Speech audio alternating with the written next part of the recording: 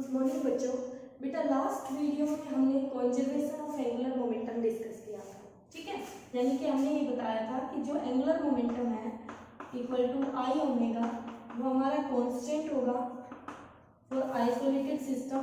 यानी कि जब हमारा टॉर्क जीरो लग रहा है बॉडी पे तो आप कह सकते हो फॉर आइसोलेटेड सिस्टम, ठीक है। आइसोलेटेड सिस्टम पे टॉर्क, एक्सटर्नल टॉर्क क्या होगा बच्चों? जीरो होगा। क्या होगा? जीरो होगा। लेकिन एक इम्पोर्टेंट कॉन्सेप्ट डिस्कस करना है मुझे इस न्यूमेरिकल से पहले, तो वो ध्यान से देखिए। इसका मतलब ये है कंजर्वेशन ऑफ एंगुलर मोमेंटम का कि एक बॉडी का जो एंगुलर मोमेंटम है, चाहे ड्यूरिंग मोशन उसका आई ओमेगा कुछ भी चेंजेस आए, लेकिन उसका एल वही रहेगा। इसका मतलब पहले मेरा मोमेंट ऑफ इनर्शिया I1 है तो मेरा एंगुलर वेलोसिटी ओमेगा 1 है, और फिर मेरा मोमेंट ऑफ इनर्शिया I2 हो गया तो मेरी एंगुलर वेलोसिटी भी चेंज हो जाएगी और वो आपका ओमेगा 2 होगा। तो इसका मतलब ये हुआ कि हम ये अप्लाई कर सकते हैं इस फॉर्मूले को, ठीक है।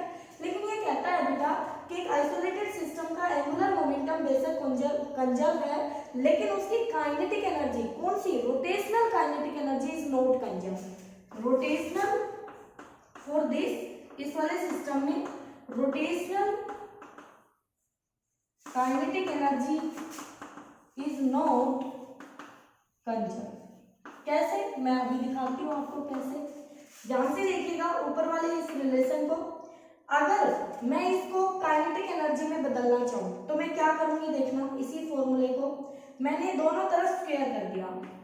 I1 ओमेगा 1 का स्क्वायर इक्वल टू, कर सकते हो क्योंकि ये तो इक्वल है, बिल्कुल।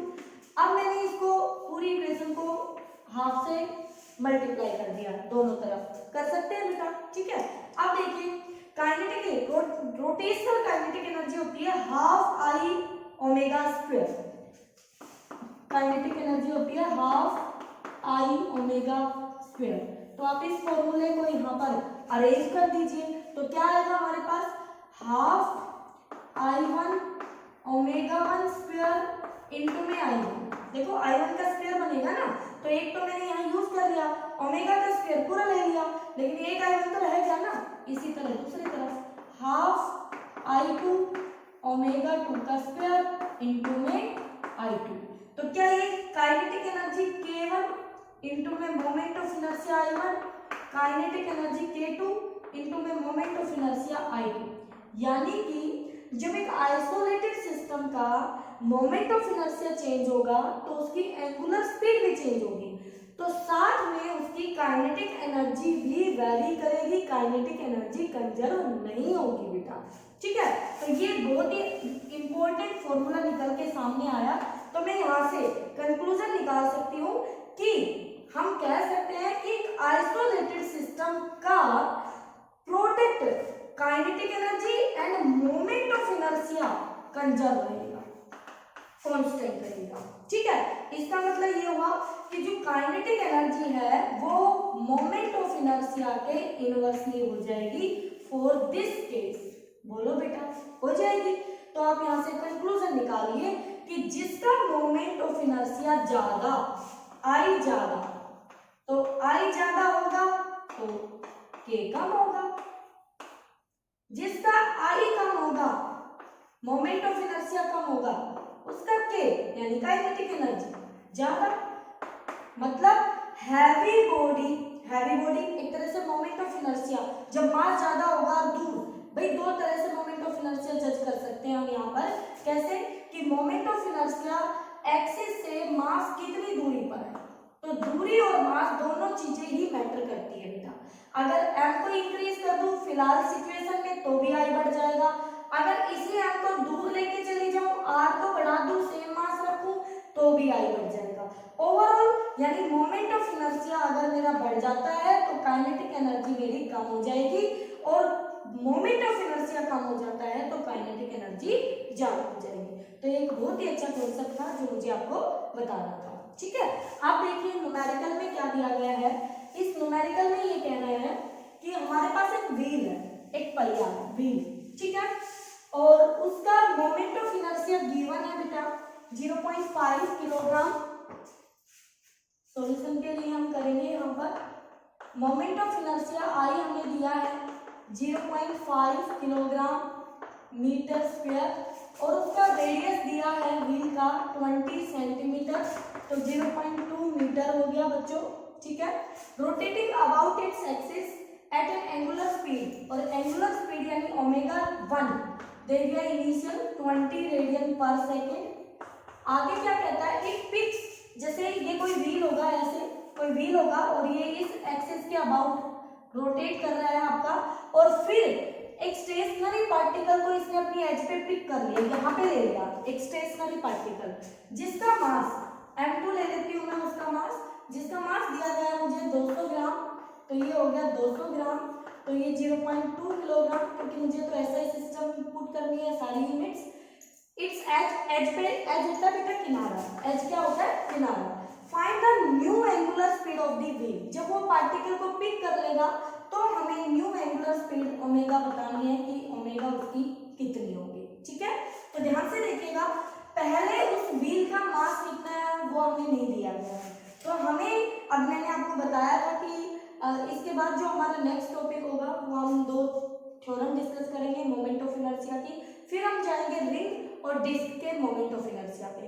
तो व्हील में कौन सा मोमेंट ऑफ इनर्शिया हम लेंगे, तो बेटा ये फॉर्मूला आप ध्यान रखेंगे कि मोमेंट ऑफ इनर्शिया यहाँ पे हाफ एम आर स्क्वायर हम यूज करने वाले हैं, ठीक है। ये फॉर्मूला आपका पुट होगा मोमेंट ऑफ इनर्शिया। जो बच्चे बुक पढ़ रहे हैं उनको तो कोई डाउट होने वाला नहीं है, बाकी आपको ये फॉर्मूला याद होना चाहिए कि व्हील का उसके एक्सिस के about moment of inertia half M R square होगा, ठीक है। तो पहले मोमेंट ऑफ इनर्शिया को मैं I1 ले लूंगी क्योंकि बाद में मुझे जरूरत पड़ेगी उसकी, ठीक है। तो यहाँ से I1 को मैंने पुट कर दिया है half m1 r square, wheel का रेडियस तो वही रहेगा, रेडियस चेंज नहीं होगा। तो यहाँ से बेटा मुझे मास चाहिए m1 की वैल्यू, तो ये हो गया 2I अपॉन में r स्क्वायर, और I कितना है मेरा 0.5, तो 2 इंटू में 0.5, और r कितना है हमारा 0.2, इसको आप ऐसे भी लिख सकते हैं बेटा 20/100, तो ये 1/5 भी आप यूज कर सकते हैं, तो जो आपको अच्छा लगे 1/5 मीटर, ये मीटर बना दिए, तो 1/5 का स्क्वायर, ठीक है। तो ऊपर बनेगा आपका ये 1 और नीचे 1/25, तो ये आता है 25 किलोग्राम, ओके। अब मुझे m1 मिल चुका है, दिस इज m1, ये हमारा m1 है। अब हम यहाँ पर conservation of angular momentum apply कर सकते हैं, क्योंकि बॉडी पे बाहर से हमने कोई फोर्स नहीं लगाया, बस एक पार्टिकल आके चिपक गया है इस पे। तो न्यू मास कितना हो गया, नया मास, तो नया मास हम उसको लिख लेंगे, टोटल जो मास होगा वो m1 प्लस m2, m1 कितना है बेटा 25, m2 कितना है बच्चों 0.2, तो ये 0.2, तो ये 25.2 किलोग्राम, ये नया मास होगा, ठीक है। तो कोई दिक्कत नहीं है, नया मास हो चुका है। अब हम यहाँ पर I1 ओमेगा 1, I2 ओमेगा 2, नई कंडीशन मतलब अपनी conservation of angular momentum apply कर सकते हैं, ठीक है। तो I1 मुझे पता है बेटा, मुझे ओमेगा 2 निकालना है, जब वो पार्टिकल चिपक जाएगा तब, तो I1 ओमेगा 1 अपॉन में I2, तो चलिए I1 कितना है हाफ, I1 की वैल्यू सीधी दे रखी है, तो 0.5, ओके। ओमेगा 1 कितना है मेरा 20, ये 20 अपॉन में I2 की वैल्यू चाहिए, तो I2 निकालना पड़ेगा अब आपको, I2 के लिए आ जाइए यहाँ पर हाफ एम आर स्क्वायर, तो m कितना है नया मास, रेडियस वही है बेटा, तो 1/2, नया मास कितना आपका 25.2, तो 25.2 m, r कितना हमारा 1/5, तो 1/5 ये स्क्वायर, ठीक है बेटा। तो यहाँ से कितना हो जाएगा 1/2 इंटू में 25, तो मैंने इसका 10 नीचे कर दिया 1/25, तो इसको 5 पे किया आपने, तो ये 5 पे 1, तो ये आ गया 51/100, तो ये 0.51 आ गया आपका, इतना आएगा नया मोमेंट ऑफ इनर्शिया, तो ये 0.51 आ गया। देखो अब हल्का सा ही तो मास आया था, तो इतना ही फर्क पड़ा, देखो इस पे ये एग्जैक्टली 0.5 था पहले, बाद में इतना है। देन आप इसको सोल्व कर लेंगे तो जो भी आपका ओमेगा आएगा थोड़ा बहुत फर्क पड़ेगा, यानी एग्जैक्टली 20 ना आके 19 पॉइंट समथिंग। तो मैं बता देती हूँ आपको कितना इसका आंसर आएगा बच्चों। तो इसका आंसर आपका आएगा 19.84 रेडियन पर सेकेंड स्क्वायर, क्योंकि मास बढ़ गया है, ओमेगा घटेगा तो पहले से इससे थोड़ा सा घट गया, क्योंकि मोमेंट ऑफ इनर्शिया भी तो थोड़ा सा ही बढ़ा है ना पहले से, ठीक है। तो इस तरह से आप इसके न्यूमेरिकल कर सकते हैं बेटा। ओके, तो आप देखिए बहुत ही इंपॉर्टेंट थ्योरम है for numerical point of view से, ठीक है। एग्जाम में सिर्फ स्टेटमेंट पूछी जाती है, इनके प्रूफ नहीं है बेटा। बुक्स में आपके प्रूफ भी गिवन है तो आपको प्रूफ करने की जरूरत नहीं है। तो theorem of moment of inertia, तो ध्यान से देखिएगा दोनों थ्योरम क्या कहती है, अभी करते हैं।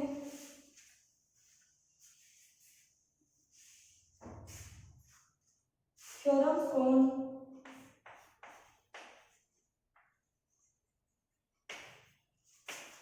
मोमेंट ऑफ इनर्शिया, ठीक है। तो अब देखिए पहली थ्योरम है थ्योरम ऑफ पैरेलल एक्सिस। इधर मैं पैरेलल एक्सिस समझाऊंगी। और नंबर 2 है थ्योरम ऑफ परपेंडिकुलर एक्सिस। इधर हम परपेंडिकुलर एक्सिस थ्योरम समझेंगे, ठीक है। चलो देखिए क्या कहती है दोनों theorem. Okay, parallel axis theorem में ये कहती है बेटा हमारे पास ये कोई भी एक रिजिड बॉडी है, ठीक है। ओके, इस रिजिड बॉडी का इसकी जो एक्सिस सेंटर ऑफ मास से पास होगी उसके अबाउट मोमेंट ऑफ इनर्शिया हमें मालूम होगा। तो मान लीजिए ये है जो इसके सेंटर ऑफ मास से पास हो रही है। अब इससे r दूरी पे कहीं भी कोई भी मास होगा, m मास r दूरी पे, तो हम इसके अबाउट, क्योंकि ये सेंटर ऑफ मास से पास हो रही है तो इसके अबाउट मोमेंट ऑफ इनर्शिया हम लिख सकते हैं, ठीक है। अब हमें ये तो हमारी नोन है जिसके अबाउट हमें पता है, अब हमें किसी और के अबाउट फाइंड आउट करना है। तो मैं नेमिंग कर देती हूँ, ये जो मैंने नोट्स में प्रोवाइड किया वही नेमिंग कर देती हूँ, के और एल मैंने इसको नाम दे रखा है बेटा, ठीक है। अब दूसरी एक्सिस है ये वाली, कहीं भी हो सकती है ये एक्सिस, इसके अबाउट मुझे पता करना है। तो इस एक्सिस का नाम ले लिया हमने ए बी, और दोनों एक्सिस के बीच का परपेंडिकुलर डिस्टेंस हमने ले रखा है h, ठीक है।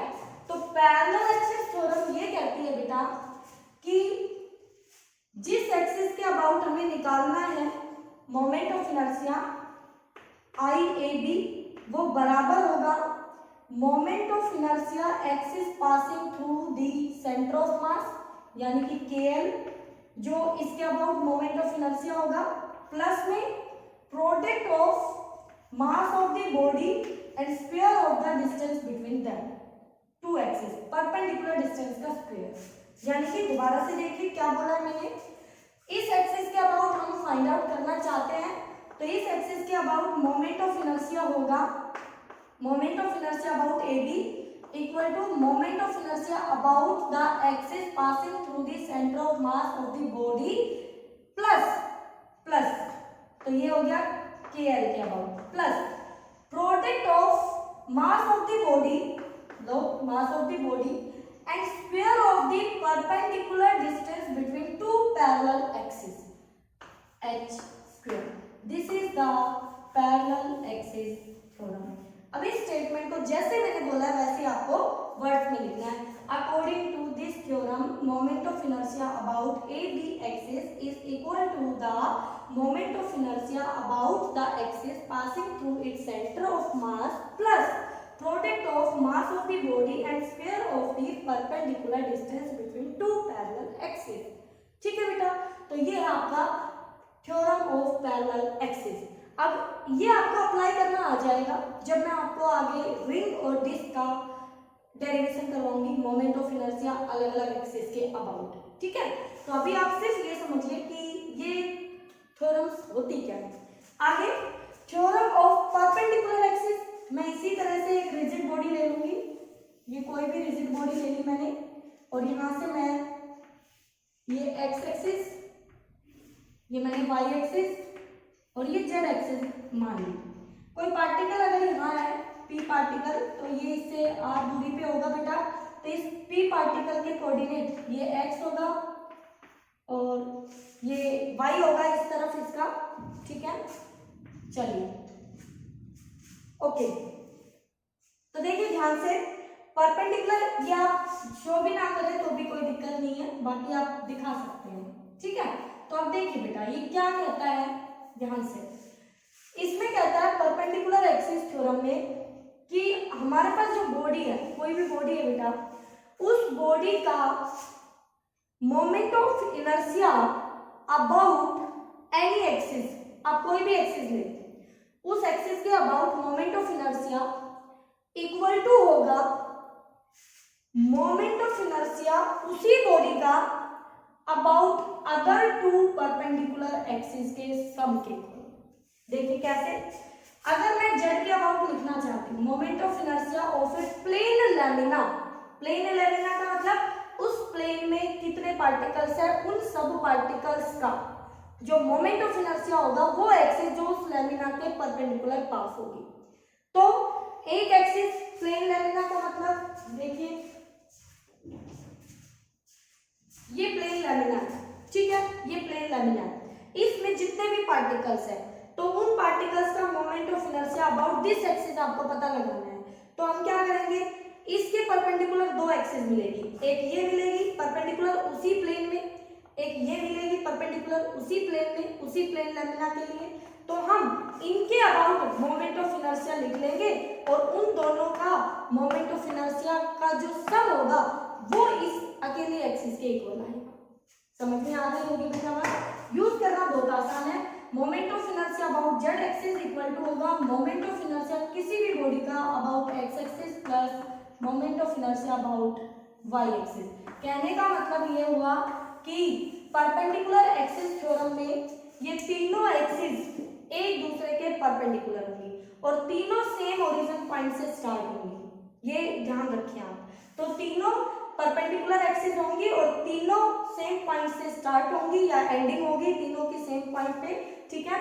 तो उन दो पॉइंट के, उन दो एक्सिस के अबाउट जो मोमेंट ऑफ इनर्शिया का सम होगा वो थर्ड एक्सिस जो इन दोनों के परपेंडिकुलर होगी उसके इक्वल होगा। ये आपकी परपेंडिकुलर एक्सिस थ्योरम, ठीक है। तो आप कह सकते हैं according to this theorem the moment of inertia of a plane lamina about an axis perpendicular to its plane, उस प्लेन के perpendicular is equal to the sum of moment of inertia about two mutually perpendicular axis are also perpendicular to this axis, ठीक है बेटा, and starting from the same point. Okay, तो इस तरह से हम दो थ्योरम को डिफाइन करते हैं। अब इसमें हमारे बहुत ही इंपॉर्टेंट दो टॉपिक रहते हैं, सर्कुलर रिंग एंड डिस्क का मोमेंट ऑफ इनर्शिया।